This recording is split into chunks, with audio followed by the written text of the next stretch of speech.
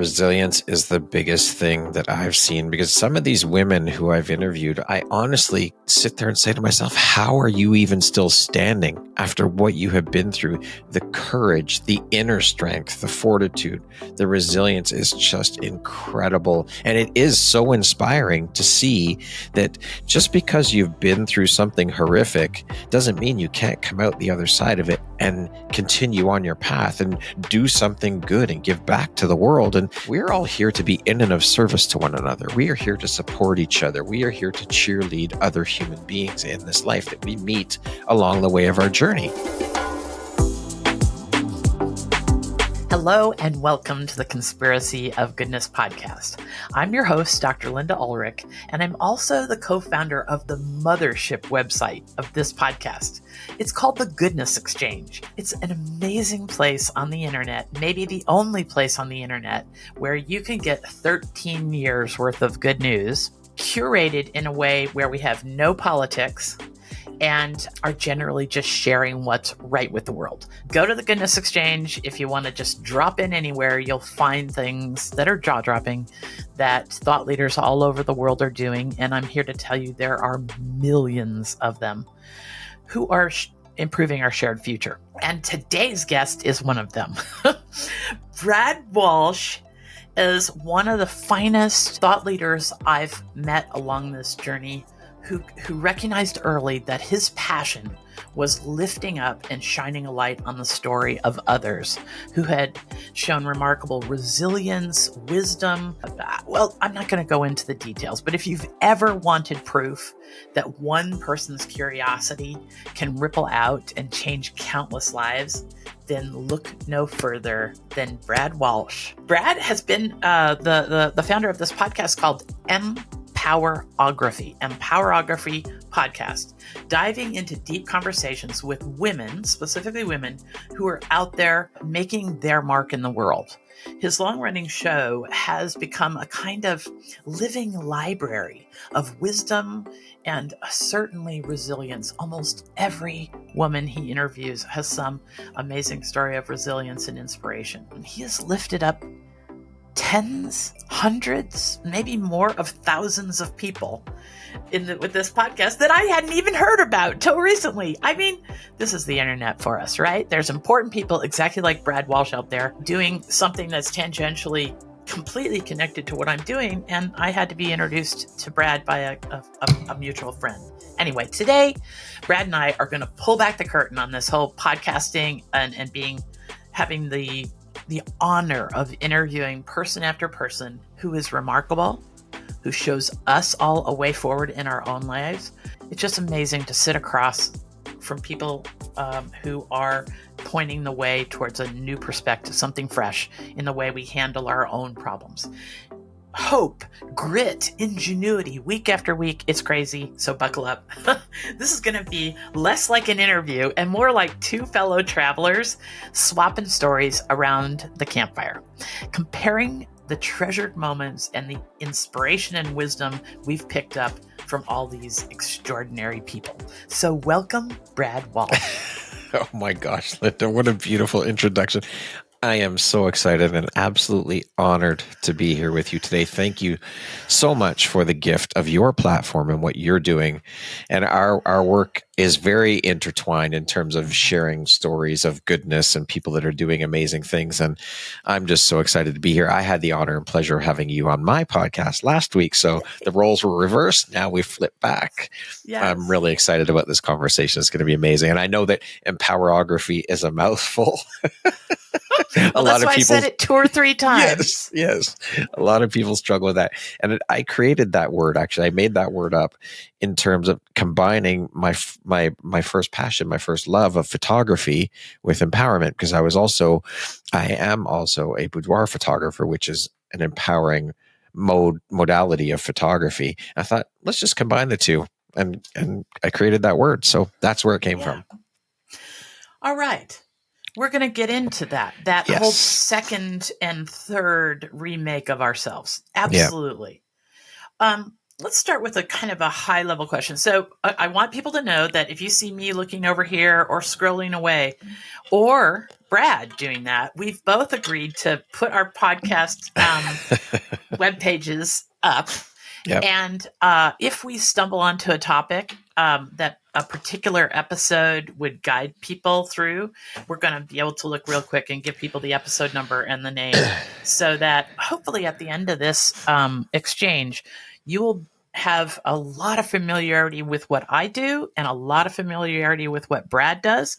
And you can dive in to the most extraordinary inspiration. I don't know. I'm not being humble. What we both do is unique in the world. Mm-hmm. And I know you also try very hard not to, trying very hard to make sure people know that all the people I interview were ordinary people, like everyday folks, right? Who just found their way through something. Yeah. To a new place, and I think we're all capable of that. Absolutely. Talk to me. Let's start there. What big picture, a concept like that have you learned from all these people you've talked to? Resilience. I'm telling you, resilience is the biggest thing that I've seen, because some of these women who I've interviewed, when I look back and I think about previous interviews I've done, I honestly sit there and say to myself, how are you even still standing after what you have been through? The courage, the strength, the inner strength, the fortitude, the resilience is just incredible. And it is so inspiring to see that just because you've been through something horrific doesn't mean you can't come out the other side of it and continue on your path and do something good and give back to the world. And this is why we're all here, in my opinion, and I know you'll agree, because we talked about it on my podcast, but we're all here to be in and of service to one another. We are here to support each other. We are here to cheerlead other human beings in this life that we meet along the way of our journey. So it's incredible to see what these women are doing. And it is so inspiring to see and to be able to provide a platform for these women to share what they're doing and what they've been through and where they are now from where they've started is just incredible and so inspiring for me. What you just said reminds me of something that my journey has taught me, and I'll have you comment on that. Yeah. Everybody has a story.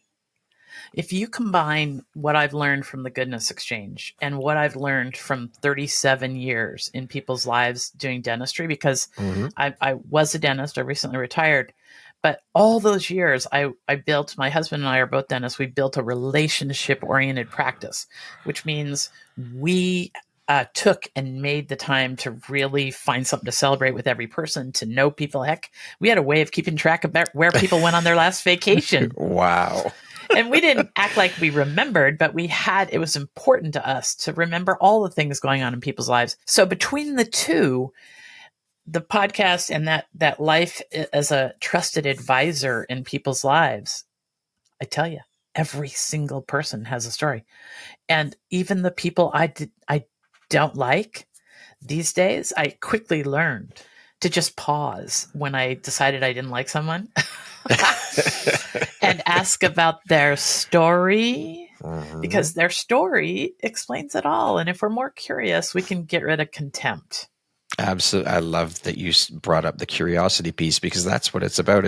You think about conversations we have with people, even like people who may not agree with their opinions or their thoughts or their beliefs or whatever, at least have the decency to listen to what they're saying and get curious. Like, how did you arrive at these beliefs? Like, I can't wrap my head around it. So please explain it to me. Where did you learn this? Yeah. But actually listen though too, right? Yes. So often people do not listen. It's just they're listening to respond, and that's it. Listen with intent.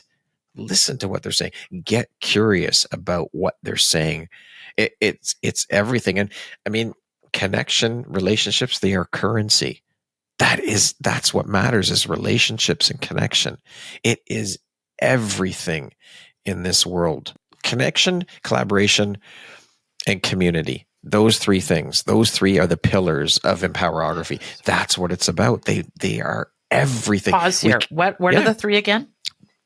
Connection, community, and collaboration. You cannot do life without those three. We are here to be in and of service to one another. You can't do this thing called life alone. You can't do entrepreneurship alone. You cannot. It is impossible. Nor are we meant to. We're human beings. We're meant to do things in community with one another.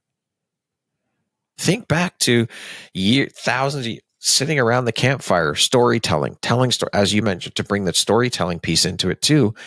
Stories are everything. But you know what I've noticed, Linda, is a lot of the women that I've interviewed, they start out saying, I don't have a story. Who am I to tell? Who's going to want to listen to my story if they indeed realize they do have one? But there's a lot of women out there that don't even think they have a story, which I think is horrible, because every single person on this planet has a story. And it is my belief that it is your duty and your responsibility to share that story with the world, because I can guarantee you, I promise you, as I'm sitting right here, right now, it will have impact on one person at least. And it's your responsibility to share that story so that you can have impact on another human being. I'm always surprised at how women diminish their story, how they don't see, or how the world diminishes women's stories. Yeah. I think I told you about this book, and I've mentioned it a few times on the podcast, but I can't recommend it more. There was a woman who was a PhD student at Cambridge, and she figured out that no one had gotten curious about Martin Luther King's mother. There was literally nothing written about Martin Luther King's mother, James Baldwin, or Malcolm X. Now, you don't make three people like that in a vacuum. No. In those times in the 60s, I mean, okay. And so she dove in, and there's a fabulous book. I'll put the name in the show notes. Anyway, if you just put that in a Google search, that's gonna pop up. But anyway, I recommend it highly, because these women were unsung heroes, and they created these gentlemen, these young boys who started out in a fresh direction and then became these major social change agents. Mm-hmm. Talk to me about tell me about Valerie David. Is that one that you were or Sarah? Valerie is she is a 3-time cancer survivor, actually. Okay. And she is the epitome of resilience. Like, in our conversation, we talked about getting that first diagnosis and how it gutted her, but she refused to accept and just lie down and take that this is her lot in life. And I think through a lot of the women I've interviewed, that's another thing, is they refuse to take whatever if they've gone through health struggles, they refuse to just take it lying down and this is my lot in life. No, I'm going to fight against this and I'm going to overcome it. And so Valerie in particular, I met her in 2023 in Las Vegas. She was an award recipient at the Now Honors Power of Pink Awards show. Another friend of mine, another guest on the podcast, Teresa Goss, puts on every year to celebrate women in entrepreneurship and celebrate. And they take, she takes proceeds from the conference and donates it to breast cancer research. And the whole thing was founded because of a friend of hers, a very dear friend of hers, passed away from breast cancer. But Valerie, 3 times she's been through it, and she took her pain and turned it into purpose by creating her play, The Pink Hulk, which she takes all around the world. And it talks about her story. Part of the play, it of course incorporates her story and her journey through cancer, but also as a tool for inspiration for other women who are going through and dealing with cancer. And Valerie went through breast cancer, lymphoma, and I cannot remember the third type for the life of me. But anyways, she went through 3 different battles. And she's on medication now. She's feeling good. She goes for her PET scans, all of these things. And she is just a picture of her. She uses humor to help conquer and get through those feelings when she does feel down or sad or struggling with what she's going through. And it's just incredible to see the use of humor and her resilience, and to be in her energy is something so powerful and beautiful. I remember she told me during our interview that she had just gotten I think it was her second diagnosis, or maybe it was her third. And she was doing the Pink Hulk. She was doing the play. And her mother was saying, just don't worry about it. Just cancel tonight's show. And she's like, I cannot do that. I have to keep going. I have to do the show. And she did it. So it's that resilience and not wanting to let her diagnosis stop her from going after what she wants and bringing joy to people. Do you happen to know? So that's Valerie David, Valerie creator David, of the Pink Hulk play.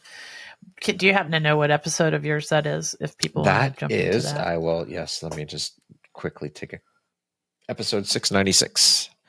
Okay, so Valerie David was episode 696. Wait a minute. So that means you've done over 700 chats with these amazing women? Yeah, today I released my 702nd episode.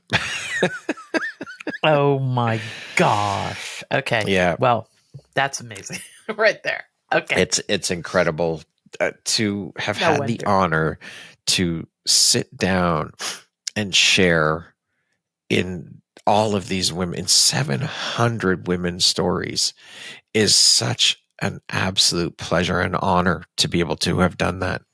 It's to be invited into that space to share with them.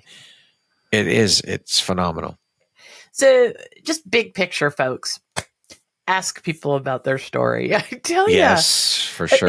If there was one big, giant, overarching one sentence piece of advice, I might just say that it's ask people about their story. Yeah. Because we have so much to learn from each other. Mm-hmm. And it just opens you up to a landscape that's laying before you that you don't even know exists. Yes, and people just when it comes right down to it, people just want to be heard. That's it. So take the time to listen. Spend the time with people. It doesn't cost you anything. Sit down and have a conversation with someone. They just want to be heard. Yeah. I'm just going to throw in here. So I grew up in Illinois, really conservative, like seriously conservative. When my husband's dad died, they found a Democratic voter's registration card in his wallet. It was like the biggest scandal on the planet. And yeah, I've lived in Vermont, with good old Bernie for 30 years. And so my politics are all confusing and mixed up and all that. And that's good because then I don't bring it up very often. Yeah. But what I wanted to say is that sometimes I get back to Illinois. I get back a lot, 5 times a year, all my life. And I wanted to have my kids have that upbringing too. So we made it a point. But I'll get in conversations with people who are diametrically opposed to the way I think about things. And I will give people a little piece of advice. When I'm feeling uncomfortable by what they're saying. And of course, they're always, if they know I'm from Vermont, they just make some assumptions about what I think. So they're particularly dogmatic. And I'll say always, and surprise the heck out of them, tell me more. Wow, I never even considered that angle. Tell me more. Yeah. And I'll tell you, people that are kind of a little dukes up, their whole body relaxes. Yep. They want to be heard. Yes. And I always get the feeling that they don't necessarily need me to agree with them at the end of that conversation. Mm-hmm. No, they just want to be heard. Yeah. I think it's part of what I've learned about the lesser known people that I've interviewed. Yeah, they just want to be heard. That's it. It's not really a big ask. It's just listen. And like we said off the top, get curious, be curious about how they arrived at this belief system or whatever it is. Just be curious, just ask questions, but actually listen. We were given 2 ears and 1 mouth for a reason. Use these more than you use this. I love that one. Okay.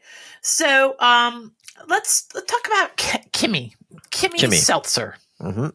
She's kind of got a tangential connection to this, how we are better and feel better in the world. Talk to us about what you learned Yeah, from her. the whole confidence thing and believing in yourself. And Kimmy is a dating expert and confidence coach, and it's everything you to exude confidence. And it's not an easy journey. It's hard.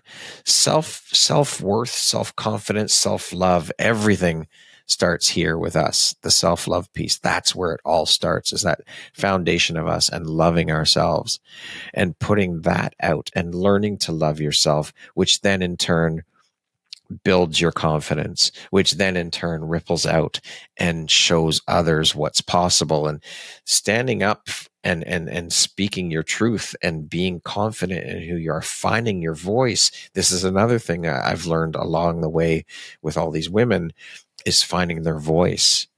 Tell me what And that means.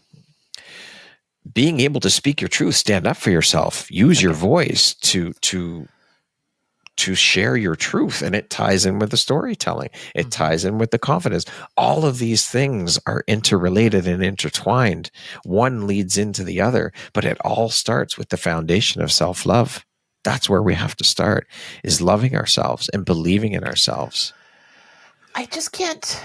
I've never been felt well versed in this topic of loving yourself, or not loving yourself. I don't. I was very fortunate. I had parents. I grew up with decent parents who there was by no means perfection in our household by any stretch, but they were too. My parents both had calamitous childhoods, and they found each other, and they were, by God, going to make a better life for themselves. My dad was a physician, and my mom a nurse, so they were by nature serving others. They were in the service of others every minute of their lives.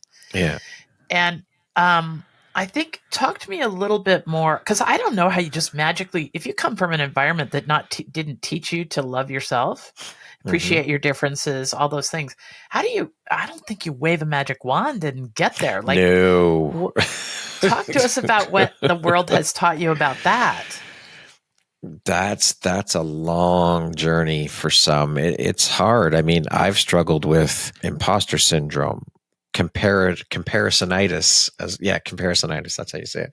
Comparisonitis. All of these things. I've struggled with all of these things too, and believing in myself, having confidence in myself. I've struggled with that, and I had a great upbringing too. I came from my mom was a single mom, but she always encouraged me and told me that you can do anything. But it's hard. I mean, with all the external noise you have going, social media, and this should be this way. And I mean, with me in particular, my journey, when I first leapt from corporate into entrepreneurship as a photographer, the first 2 years of my journey, I struggled so much with self-confidence and believing. This is your third act, right? Yeah, this is my third act. Yes. Yeah, talk us a little bit through that. Let's look at that. Well, I worked in corporate for 12 and a half years as an audiovisual tech for one of the big four accounting firms.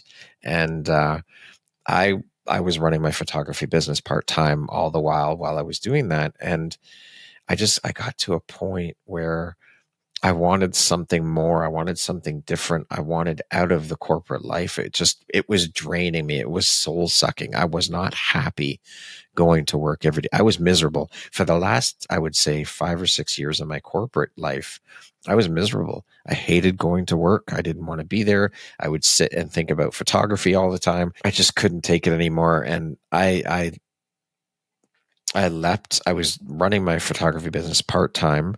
I was, creating art, and I was selling and exhibiting my work at art shows around Toronto. I was selling it online. And even that was a struggle at first, sharing my artwork with people, because I was always worried, well, what if they don't think it's any good? Or what if someone comments and says, this is shit? How can you think this is good? All of these things. And when I leapt into the photography business full time, like I said, I struggled with the comparisonitis and the lack of confidence and lack of belief in my abilities.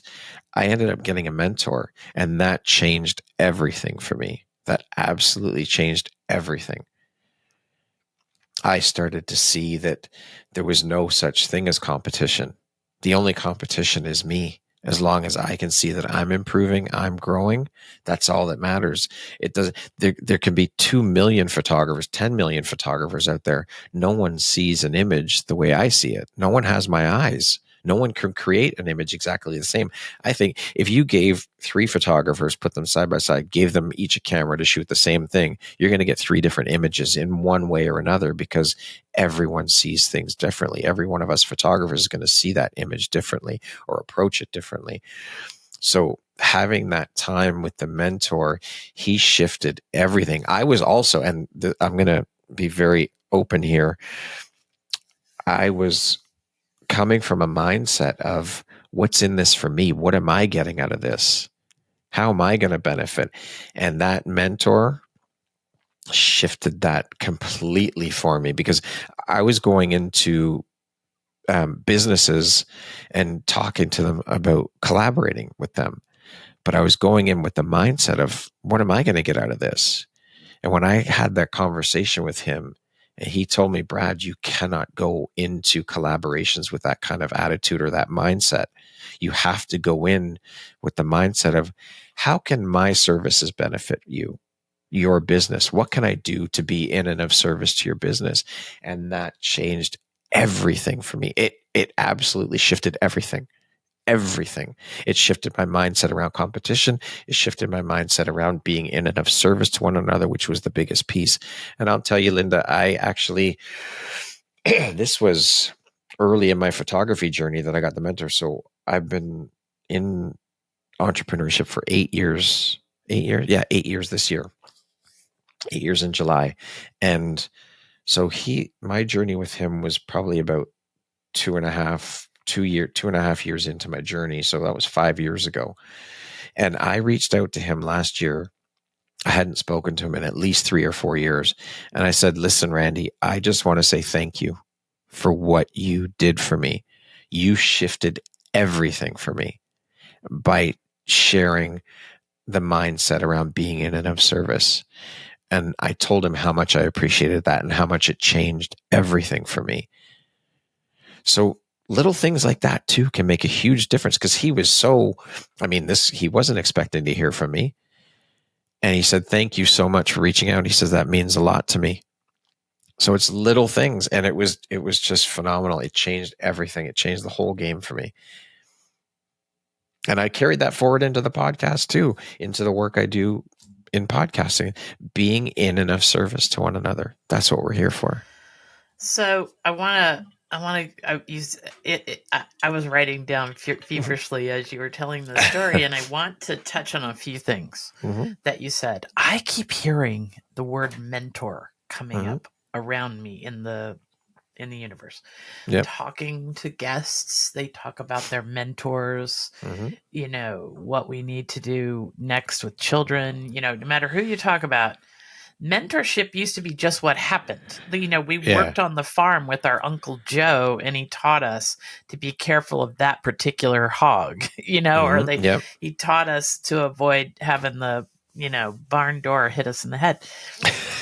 I'm telling you, and if you're a woman, you learned how to, load the stove. I mean, as far back as you can go. Yeah. Mentorship has been what brought humans forward. And then somehow I think it's evaporated from our society, partly because of ageism. Yep. I think ageism is a big deal in our society. For sure. We aren't respecting the learned experience of others. But do you, in your time, your 700 interviews, what percentage of people, just if you had to guess off the top of your head, mention a mentor? I would say at least 75% of those women have mentioned a mentor. At least. Yeah. Okay, so what I take away from that is you got to seek it and you got to offer it. If you found your way somehow to a decent life that's helping others, that's comfortable enough, then make sure that if someone comes along who needs a mentor, you just do what you can. Give back. I mean, you don't even have to wear the title of mentor. If you have learned something in your entrepreneurial journey, and I was just talking with someone about this last week, why wouldn't you share that knowledge? Why be a gatekeeper? Why are you holding back that knowledge? If you can help someone else succeed or someone else improve through something that you've gone through, and this ties into storytelling as well, sharing our stories so that others don't have to go through the same struggles. Why wouldn't you share that knowledge? Sure, if you want to become a mentor and get paid for it, why not? But it's not even about, it doesn't even have to be about money. Just if it's some kind of knowledge that you gained that you can share with someone else to help better them, why wouldn't you do that? Give that gift of knowledge. Absolutely. And then on the flip side, we've got to be open to the mentors. I've always called them teachers in my life, just a little leftover 70s spirituality thing. But man, I tell you, there's almost nothing more true in my life than when the student is ready, the teacher will appear. Yes, 100% and not a second agreed. Before, right? No. Absolutely. In my life, I've had some great teachers, and for some reason in my life, they always had to be super negative. They had to be mean people, or I wouldn't learn. Yeah. But I appreciate every single one of them because they put up with an impatient me.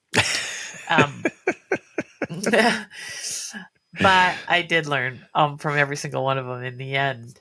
But, one of the things that I've learned from being open to this world, and what I'm going to tell people about encouraging them to listen to your podcast and mine, and anything where somebody is definitely 100% committed to celebrating what's right. There's no end to the podcast where people are celebrating what's wrong, guys. And your brain will want to go there. Yeah. People who are shouting, people who are, whatever. Great. And we do need to know about what's wrong with the world too. For sure. But I tell you, you got to make an active practice of celebrating and seeking what's right. And here's something I'll share with people that I've learned. In almost every single interview, like when I scroll down my guest list, I can see their faces. I have the faces on my podcast, and I see Enoch Glidden's face. Okay, Enoch Glidden is this guy who's had spina bifida. Of course, it's a birth defect where your spine isn't shaped right, and you don't have the use of your waist down. Right. And that guy has climbed El Capitan. Wow. What? Incredible. And I discovered Enoch because I was watching a television show in New England about that kind of celebrates people who are doing incredible things in New England. And he is like the champion for creating trails and hikes and outdoor spaces that are well open to anybody. Right. Wheelchairs, what have you. Yeah.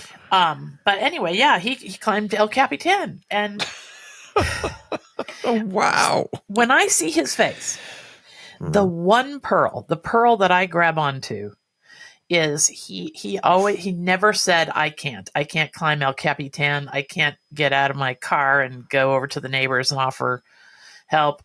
No, he always would say, how can I? Wow.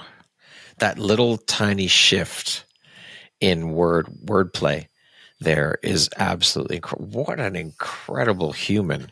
Yeah, this guy's episode for me is number 197, Enoch Glidden. I would encourage anybody who has ever or who is now or whatever faced something they thought they couldn't get around, where you would say, well, I can't do that. Just stop. Just stop and go listen to that episode with Enoch Glidden. And he's going to teach you that if you just say, how can I? It's a pearl that you can use in almost every situation, from covering something difficult with your 14-year-old to dealing with your boss to getting a new garage floor because it's concrete and cracked or whatever. How can I instead of I can? When you hear stories like that, Linda, though, it's such a beautiful, bright light in the world. And then on the flip side of that, when you hear other people complain, oh, I can't do this because, or I can't do that because, or it's like, yeah, you can stop the bullshit. You can look at what Enoch has done. Look at Like, come on, he is a living example of what's possible. A friend of mine, Havala, her tagline she always uses is "Be proof of what's possible." That's it. That's her hashtag she uses all the time. Be proof of what's possible. Wow. Do we need to go visit her? Okay, because okay. Yes, you do. So yes, hang on. I'm going to find Okay. Havala's episode. Hold on. Let me just see here. While you're looking for that, I'm going to share with people that sorry, I go down rabbit holes very easily. The big picture notion that I wanted to drop on everyone by mentioning Enoch and having this conversation about how that one phrase can change the world is go into conversations, actively seek situations, podcast episodes, videocasts, whatever, where you can get one pearl that you use every day. I have been through some of the most boring continuing education courses or the most boring conversations or the most boring board meetings. And my trick is to go, oh, okay, steady myself. I have to get through the next 6 hours of this droning on. And then I start looking for the pearl, the one pearl I will use every day. And I got to tell folks, I never have a bad conversation. I never have a bad board meeting. I never have a boring time anywhere, because as soon as I recognize it's one of those places where I might shut down, I start looking for the pearl, that one. You have to. And there is a pearl in, I don't care what anybody's, every single situation, every conversation, there is something, some silver lining, some diamond, some bit of gold, something in every single situation. No matter how bad it may seem at the time, there is always something there for you to take out of it, extract out of that, and use it to move forward. Havala is episode 5. Okay, Havala 5. Havala Malone. Yep. Havala Malone. She is an actress. Okay. And she is phenomenal. There. And again, what I'm encouraging you to do is make a practice of seeking out these kind of things. I have a super bad back, so I have to spend 40 minutes a day, every day, take 2 ibuprofen, and I just sit. On my deck and watch the birds. And so I have 40 minutes there where I can just watch the birds and definitely just go in my mind. Or I can pop into something that I know I will get my one pearl for the day. There you go. And I very consciously use that time. When I'm exercising, I have to do all kinds of weird, crazy back exercises. They've saved my life. They've changed my life. My back's exercise. If you have a physical therapist telling you to do a certain exercise, for God's sakes, do it. Don't complain, like Brad says. And I will put on a podcast. There's this great. There you go. There's so many great podcasts out there.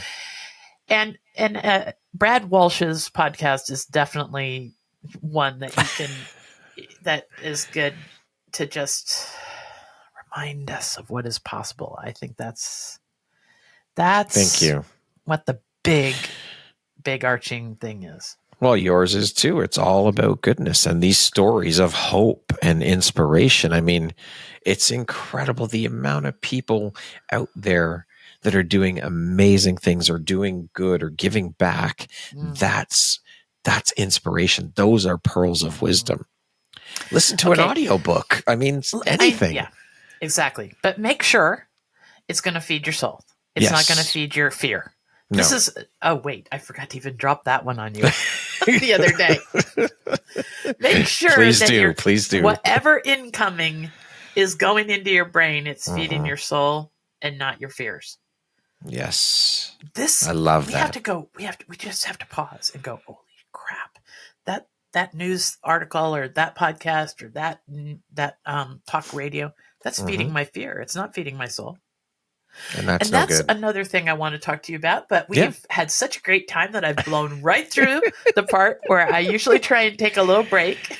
So let's take a break. And when we come back, we're going to talk about all this other stuff I've got over here that I want to ask you about. All right. Thanks. You know how the constant negative noise in our digital lives feels like it's reaching a boiling point? Now, many of us have tuned out the news and social media almost entirely. Well, it doesn't have to be that way. There are newsworthy stories about amazing progress, innovation, leaps in human potential, and wonders in the natural world, and they're just not reaching the top of our feeds. We can have access to this, but none of us has the time or maybe even the emotional stamina to search through all the doom and gloom news to find what's right with the world.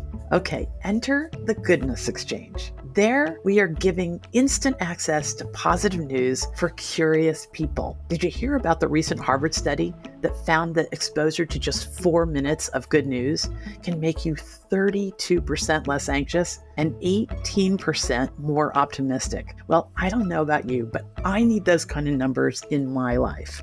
So, if you want to live with more joy and way less fear, it's really simple. First, you join us at the Goodness Exchange. Everyone around the world has the opportunity to access this kind of content. And we've promised no politics for about a decade, so you're safe from all that distraction as well. Second, you allow this new, more positive, balanced worldview to put a spring in your step again. It can change the way you react to your kids, your coworkers, everybody you come in contact with. And the stories we write about can make you the idea person in your circles. These challenging times call for us to wake up and take control of our perspective. The people who use the Goodness Exchange have the ability to react to the harshness of the world much different because they know way more about what's right with the world. And that's a resource. So subscribe to the Goodness Exchange, our YouTube channel and the podcast, and use this content to live a more expansive worldview. It is still an amazing world out there, and you can be a part of it. Welcome to the Conspiracy of Goodness. We're back. We're with podcaster Brad Walsh. Brad has an amazing podcast called the Empowerography Podcast. And I say that nice and slow. You did. Because it doesn't just roll off the tongue. But once you get it, think about empowerment. Think about getting yourself motivated to get through your own challenges, to find some tools. Okay, here's what I'm talking about lately. Tools in the toolbox. So a lot of these people that you talked about have run into life circumstances that were like crazy. Just nuts. And then they found their way around the obstacle. Maybe were they married to an outcome? What have you noticed about that? Okay, so we've already not married to an outcome. Definitely not. This is, I think, a real stumbling block of most people. They say, for God's sakes, I'm not going to do this anymore. I'm going to go do that. And then there may be things that get dropped in front of them, serendipity or whatever, and they're so focused on this outcome that they had in mind that they don't even see the opportunities that come their way. Talk to us about that. Self-awareness. It's everything. You have to be self-aware. If you're not, you're going to miss how much. I mean, a lot of my community and a lot of the women that I've interviewed, another commonality I've noticed or golden thread through a lot of the interviews is spirituality and being in touch with their spiritual side and stepping into that. So the self-awareness piece is massive in almost, I would say again, 85% even of these women have stepped into self-awareness, because if you don't, you're going to miss the signs. The signs are always around us. Always. They're always there. It's just a matter of whether you are aware enough to see them, and don't get attached to outcomes, because things could go a completely different direction. There's no point to it. Just roll. Go ahead. So when you say self-awareness, again, it's kind of like self-love. Like, it's a big word. Yeah. It's a big ask. It's a journey, though. Yes. So self-awareness, talk to me about what you think self-awareness is.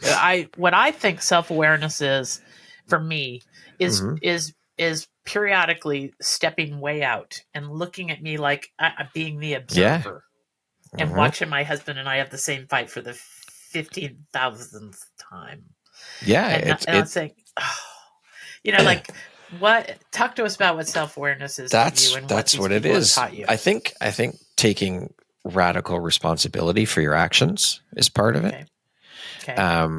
I think being able to take a step out of a situation, and this will tie back to finding the good, finding the golden nugget, finding the silver lining, finding the gold in whatever it is that's going on. But being able, it takes work. You have to do the work. You have to put in the work. You have to sit in silence with yourself. You have to just be. We're so busy doing, and we get caught up in all the doing that we forget to just be in silence. Be still. That's where you will gain the self-awareness, is being still. Meditate. Or just be still, get out in nature, just be with yourself. And that's where the self-awareness piece comes in.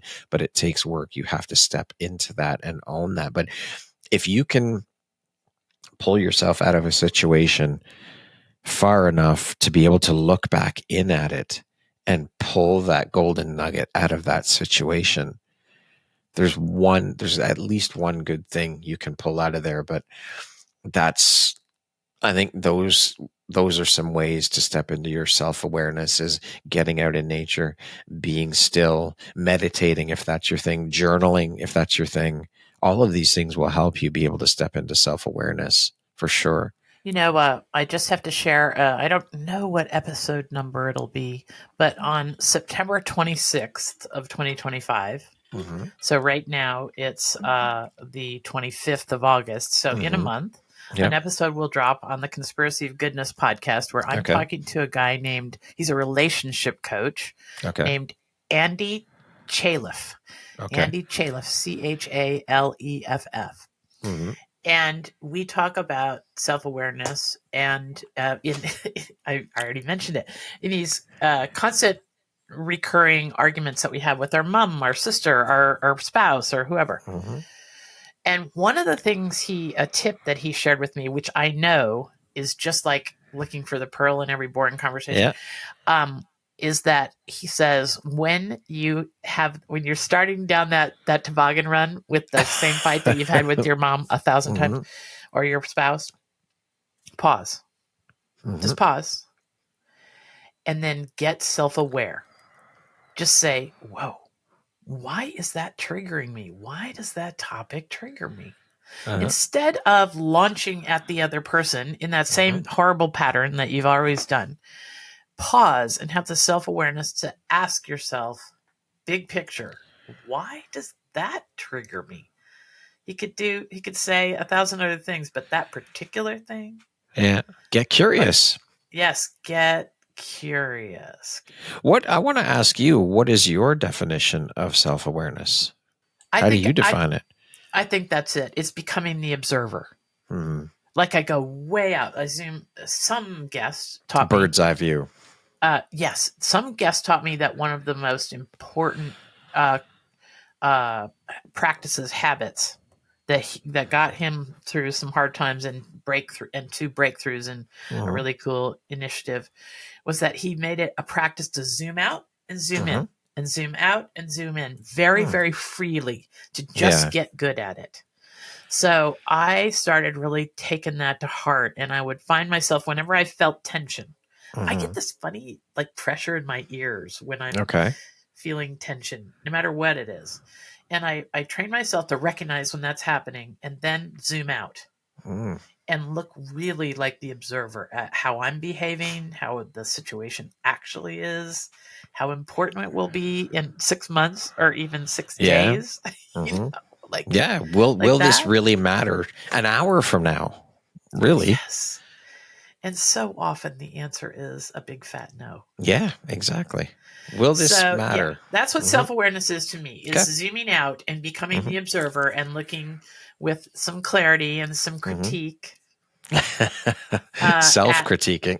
Yes, self-critique, yes. Yeah, it's easy to zoom out and look at the other, that's for sure. Course, but no, of course. The other isn't even in the picture. No. All the world's a stage and everybody else is just an actor out there. And I can only influence myself. That's it. I just started reading Let Them by Mel Robbins. And that's one of the things she says is you only have control over you. That's it. You cannot control, you cannot change things that other people are doing. Yes. Focus on you. But this let them, I just started. I'm like 40 pages in or something, but it's like, holy crow. I'll tell you, that is a book. Okay. I'll tell a little story on self-awareness. It's a short read too. It's only 200 and something pages. It's so fantastic in the car. Book on tape or, audiobook. Audiobook, because she is very funny. She reads it herself. And I'm telling you what, it's just, it's a blow away, mind blowing book. And I'll say a story on me about self-awareness. I was recommended it over and over again. Yeah. And I thought, and I have this weird thing that goes on in my head where I say, well, if everyone is thinking it's great, then it's probably not. I don't know why I say that. Why? See, I think the exact opposite. I don't do it anymore. But back then, I mean, it started with Harry Potter. Every single patient had a Harry Potter book on their lap in the office at my dental practice. Every single one. This was back, in the 90s. And I was just so, taken aback. Well, gosh. I'm not going to be one of those people. Yes. And then I started listening to we started listening to the book on tape with this big long drive back to Illinois from Vermont with my kids. And we have been Harry Potter fans in our family. We listen to it every year. That's so funny. Yeah. So anyway, I totally agree. Mel Robbins, if you want to change your life, listen to that book. Talk about so far it's phenomenal. Oh yeah, so far it's amazing. I'm looking forward to finishing that one up. And yeah, it really hit me though. It's like you cannot control, and I've heard this many, many times before. You don't have control over anyone else. The only one you have dominion over is yourself. So look after yourself, protect your own energy. And the other thing that she does, back to your point about storytelling and people's stories, Brad, wait till you get into this book. She is one of the best people I have ever seen telling stories on herself. Oh, it makes you cringe. She is so good at telling stories on herself, and the self-awareness that she has. Maybe after the fact, way back after the fact, but I'm telling you what, I've never seen anybody better at teaching us about self-awareness and self-critique. And not she doesn't bash herself about it. No. It's just that she makes an observation about different perspectives she might have chosen. Yeah. Well, she's vulnerable. She's honest. Yeah. Right. Oh, that's totally what we can share. Yes. Okay. Back to this purpose thing in life. What I've noticed is, and it's ever since the beginning of the pandemic, people started to really look at what they're spending their lives doing, their workday lives doing. Yep, for sure. And they started to say, wow, if I do this another 2 years, 5 years, 10, where will I be, right? Where I'll be congruent with where I hope to be, or where my dreams are, or what lights me up? Yeah, okay. That's a great conversation piece. Okay. And I've seen a lot of that through not only my interviews, but the people I'm meeting and encountering. And I think more and more people are leaning into and realizing, well, first of all, I think, let's go back to COVID. I think that taught, if nothing else, that taught us that things don't have to be done the way they have been done for centuries. We don't have to do things the same way anymore. There's better, newer, different ways of doing things. And it doesn't have to be done the way we've been conditioned to believe, the way we've been taught, the way we've grown up. So that's the first thing. And then I think people are realizing, they're waking up to the fact that, you know what, we only have one go around here. And why am I going to spend my life doing something I absolutely hate for the rest of my life and living a miserable existence when even something that just doesn't light you up? I mean, it doesn't even have to be that you hate what you're doing. Someone once said to me, if you think about doing something that you've got to do, something that you want to do, if you don't feel excited about it, or like a fire burning in your belly to do it, don't do it. If it's not a hell yes, do not do it. If it doesn't light you up, if it doesn't excite you, then why are you wasting your energy doing it? Why are you wasting your time doing it? I'm starring this moment in this podcast. It's true though, when you think about it. But again, you're going to hear excuses from people. I can't leap into entrepreneurship because I've got bills to pay. I've got this to do. I've got that to do. And this is just one example of thousands of available examples. But you can do it.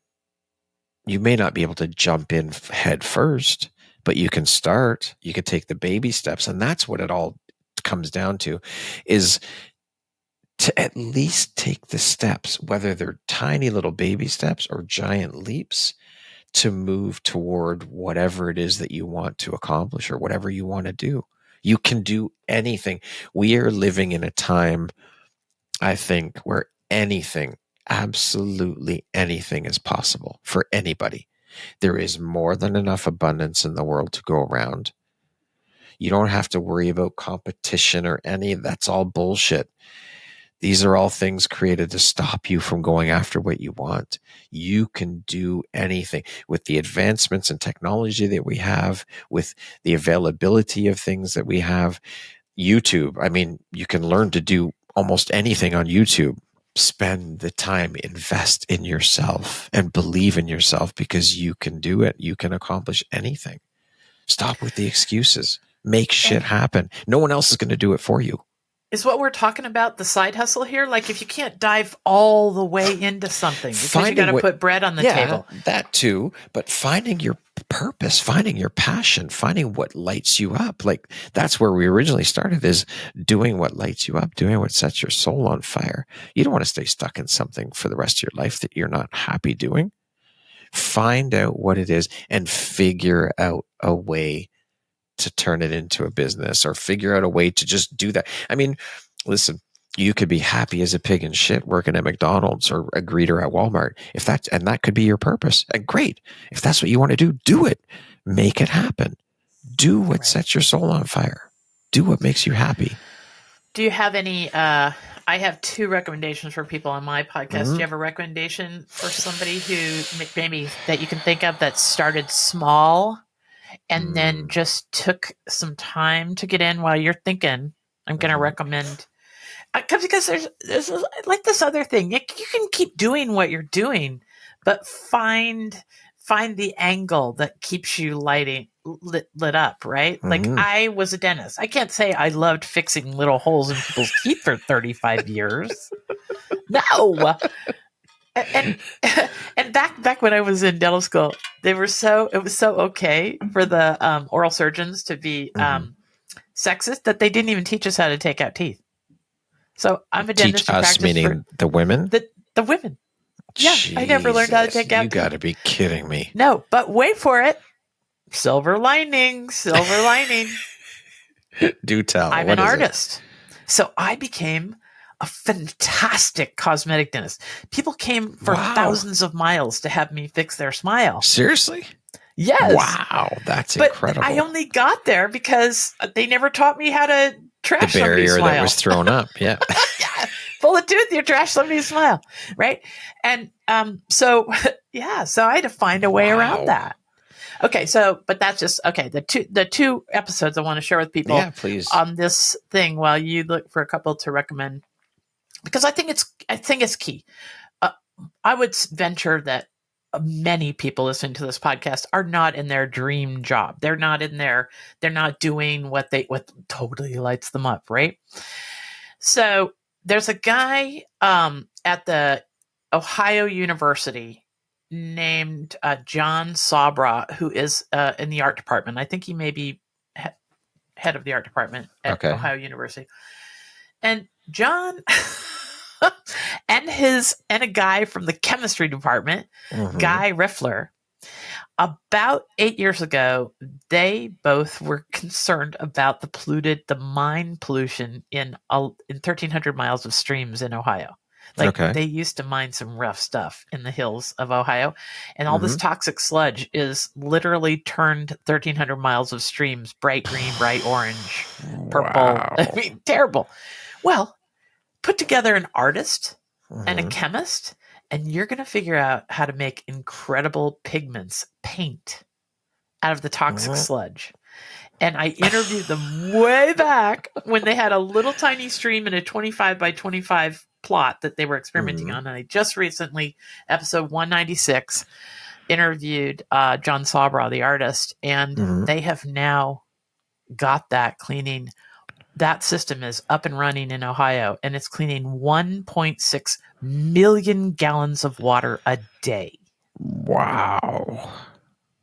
Unbelievable. That's incredible. And again, it was an artist who he didn't lose his day job, and the chemist didn't lose his day job. They still are at Ohio University, but they little by little found a way to follow their passions into coming up with a solution that now can get this ochre, this orange color that we pay to be mined from China. This ochre pigment is in everything in the United States. We're going to be able to produce 100% of the ochre pigment in the United States from now on, from toxic sludge. And the world will be better. That's episode 196. That's a way of thinking that I just want to introduce to people, because you don't have to start out and say, I'm going to give up everything and go save the world. You can just follow your passions in your current place and see where it leads you. And I'll tell people about another one that I just absolutely love. It's recent. Dr. Cindy Fast. Dr. Fast is in charge of innovation and the training of giant African pouched rats in Tanzania. She was a neuroscientist. She was trained to do something entirely different. So she has PhDs and all kinds of things. But one thing led to another, and she wound up with this organization in Africa who figured out how to train giant rats to find landmines. Turns out there's a kind of a rat that's really big and really can make their pouch. They're called pouch rats because they can put so much stuff in their mouth. But these rats are really amenable to human interaction, and they have cleared 2 whole countries of landmines. These rats have discovered over 560,000 landmines. That's unbelievable. They have trainers, and they have a retirement system for the rats, and it's crazy. And then they figured out how to use them to detect tuberculosis. And one rat can find tuberculosis in 15 samples every 15 minutes. Every 15 minutes. And it used to take 2 weeks to find tuberculosis in one sample, 2 weeks. Now it's 50. That is unbelievable. On and on. So now she didn't start out saying, I'm going to live in Africa and train pouch rats. I don't think anyone would start out that way. No, but I'll say one more thing. Now they've trained these rats to wear little backpacks with cameras and microphones, and they go to Turkey where there's a lot of seismic activity. And when a building collapses, they send these rats in, and they can actually find people who have survived but are trapped under the rubble.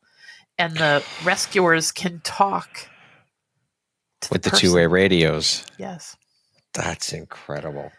So I just think that, if you're somebody who doesn't think you're in exactly the place where you ought to be, I'm sure your guests and mine have taught us that, with some intention. Yes, absolutely. Talk to us about the thought process that you see in your guests that would get somebody from over here to over there. Intention. Talk to us about intention.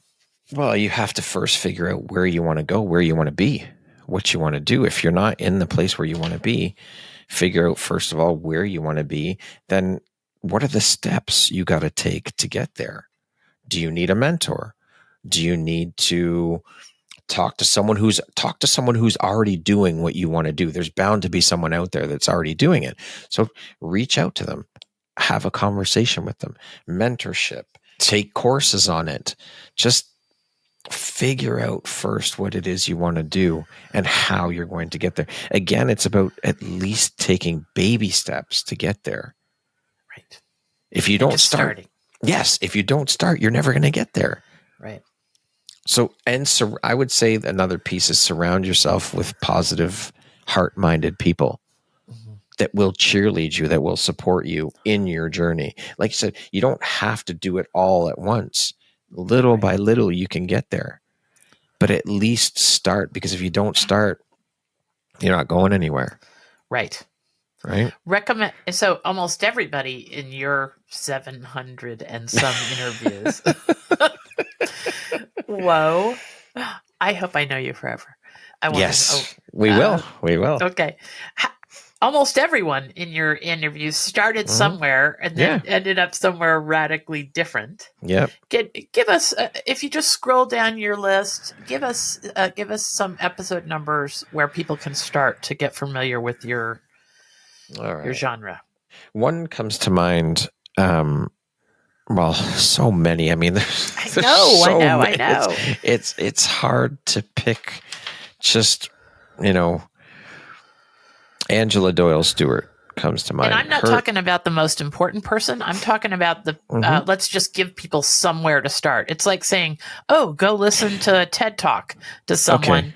And if they don't pick one of the ones that kind of is a gateway episode, they'll never know the magic of TED Talks, right? Yeah. So tell me a few episodes that are the gateway episodes. Amy Charlesworth. She was a 17-year Army veteran. Okay. She saw action in Afghanistan. She's been on multiple tours, and she's since retired from the Army.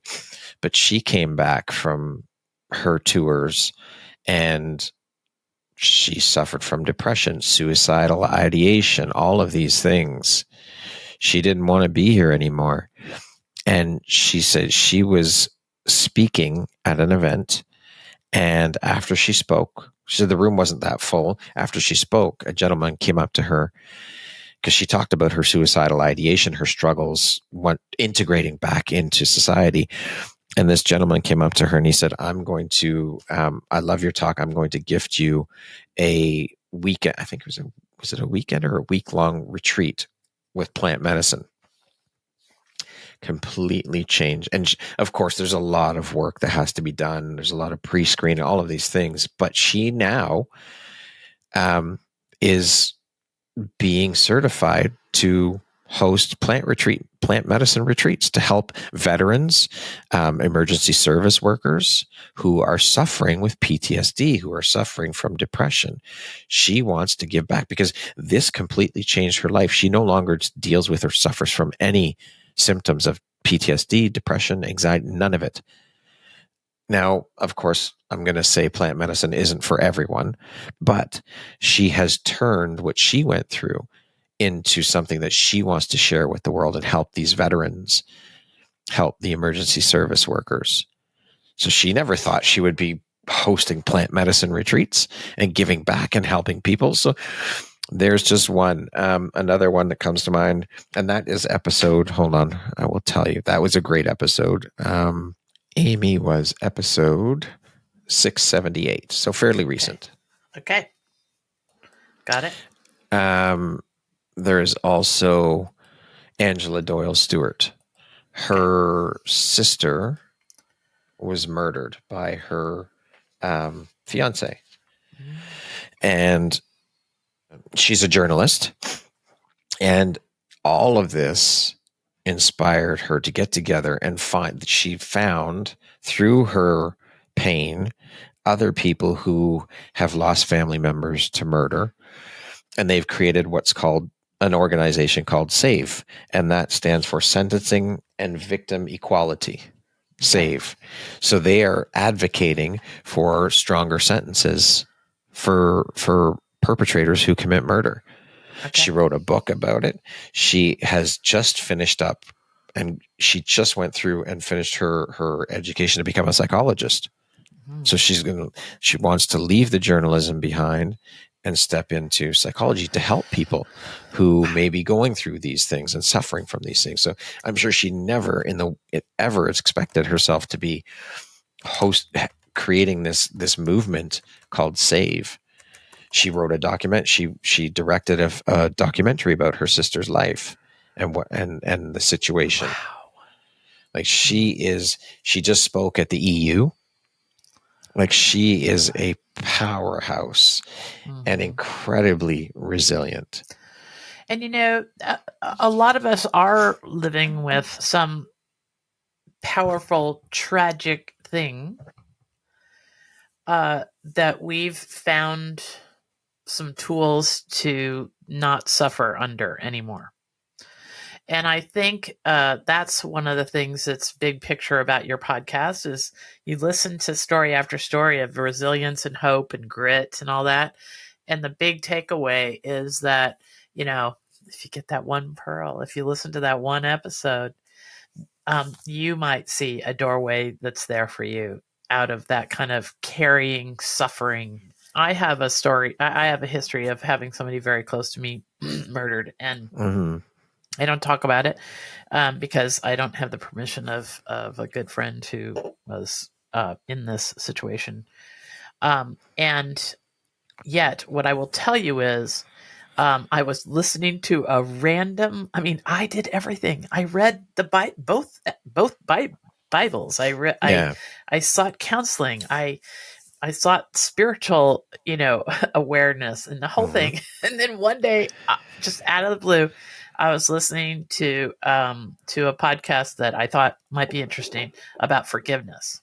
Okay. And I had no intention of forgiving. Because I was carrying this around with me for 40 years. And in the end, I don't think okay, so I don't want to get into the nitty gritty on this, but the fact is that episode within the first 7 minutes gave me an entirely new way to carry this burden.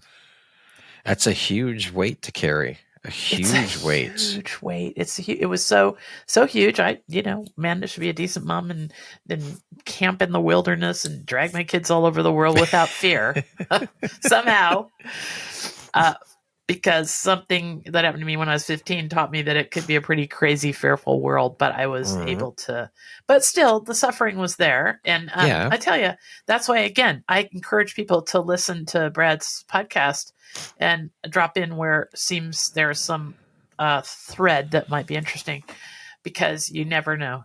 In 7 minutes in that podcast, I learned a whole new way to carry that burden. There you go. And but Linda, all of these experiences that you've been through have built who you are, have made you the woman you are today. Yeah. You wouldn't be the woman you are today if you hadn't gone through all of those things.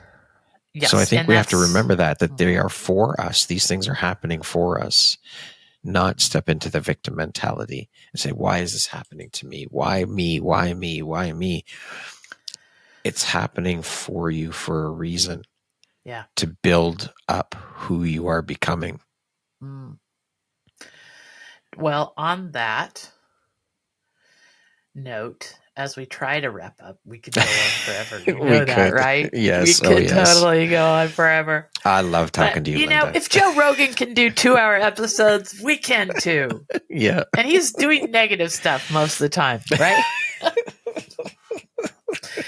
Sorry, Joe.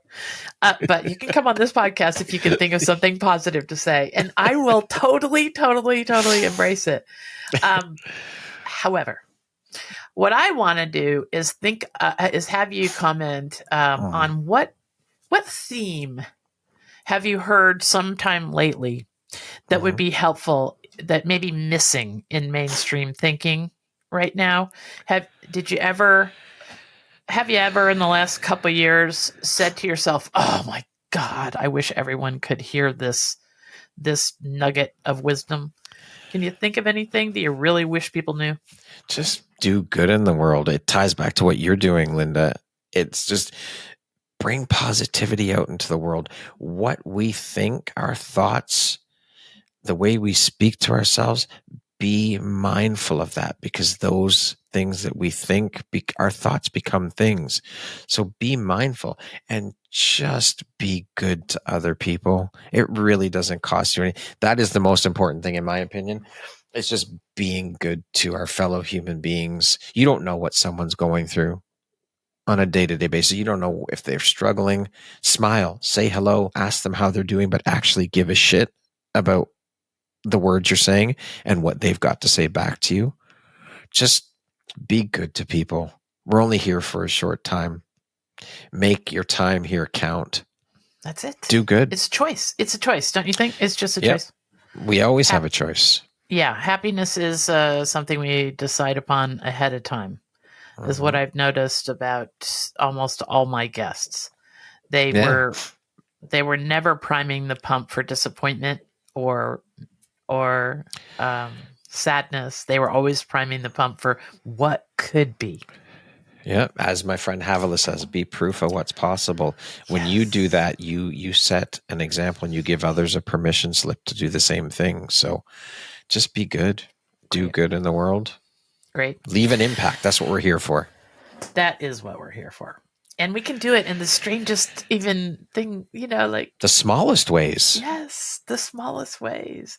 Okay, so as we wrap up here, what haven't I asked you that you wanted to make a point to say? Or is there any episode that we haven't stumbled upon? I've got a few written down here just to wrap up to recommend people. Oh, there's so many. Angela's episode. Okay, what episode was that number again? Hang on, I will tell you. Hold on. Okay, and while he's doing that, I'll tell you some of mine that we didn't get to mention. DeWitt Jones, episode 219 for me is he is a net geo photographer, and he is in his late 80s now, and he was the one who taught me never marry an outcome. And as a photographer, you probably know this dead on. If he was going to go shoot polar bears, and that's what he was totally focused on, was the outcome of capturing pictures of polar bears, he could literally stumble over a baby seal that was in the perfect morning light. Because he's so focused on the polar bears. Yes, and miss the baby seal that has the perfect horizon of morning light with it, right? Yes. Yeah. So that's what I see us all doing so much. So anyway, that episode and a million other insights that only a late 80s wonderful sage of a person could give you.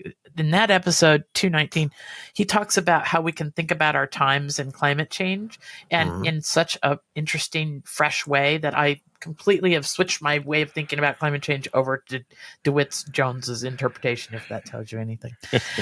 Another one was Srikumar Rao. Look up SRIKUMR Rao.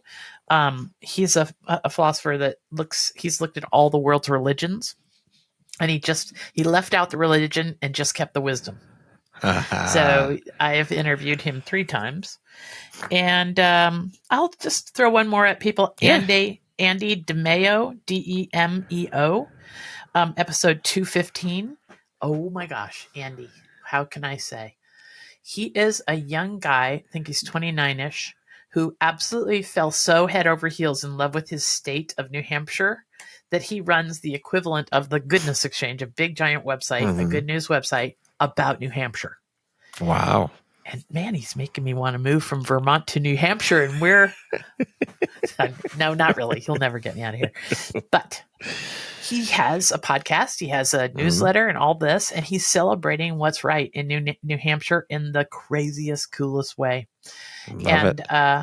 I think what his episode teaches us all is to just open our eyes and decide what we want to see. And you will see what you look for. And yes, Andy absolutely. is certainly seeing stuff to celebrate. Okay, how about you? Give me Angela is episode 676. Lizette Kingo, actually, this one goes way back. She's the founder of the Angel Project, and through her own struggles through healthcare here in Canada and being hospitalized, and so the Angel Project is totally self-funded, no government funding at all. Donation based only.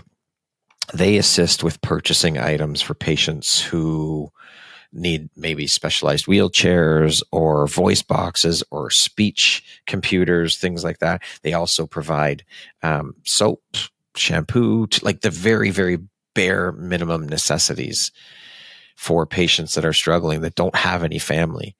Okay. To help them. So Lizette Kingo, let me just find out what episode that is. She's amazing.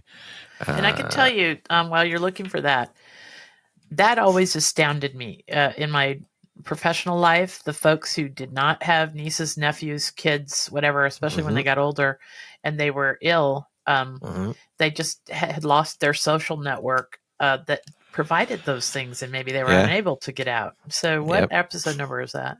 220. Okay. Great. Lizette Kingo. All right. There's so many. Sounds so inspiring. I know. There's so many. All right. Well, I got to tell you, this has been a lovely, lovely conversation. I hope that we gave people enough context to appreciate the fact that you can run your own podcast. Yeah. You don't have to go out and invent a podcast, but be as curious as you can see Brad and I are. Be as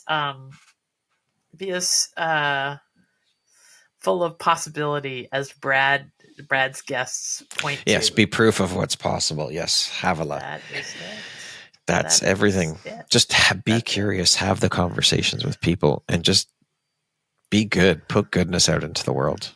Yeah, it's a choice. It is. In every moment. In every moment. Well, thank you so much. I've never blown a kiss at anyone, so you get the first blown kiss from Dr. Linda. All right, we're obviously having way too much fun here. We are. I hope everyone enjoyed this episode. But when two people collide, like Brad and I, who have been so fortunate in life to come in contact with so many cool people, we just think that anything's possible, and we just wish the whole world knew it, and then we can do away with this chapter that we're in and just open a new one, just like that. That's right. Absolutely. Linda, it has been such a pleasure. Thank you so much for giving me the space and having me on your show. It is an honor. Okay. And I just love that I get to hang out and chat with you. Lovely. Okay, we can do it some more, like with a glass of wine or a cup of coffee, something. That sounds, I'll go with the wine. All right. Have a great day, Brad. And thank you all, Linda, for joining us on this longer episode of the Conspiracy of Goodness podcast. But I tell you, there's more for you. This could be a long journey, a long, lovely door opening journey for everybody who stumbles upon us. Have a great day, everyone. Bye, everyone.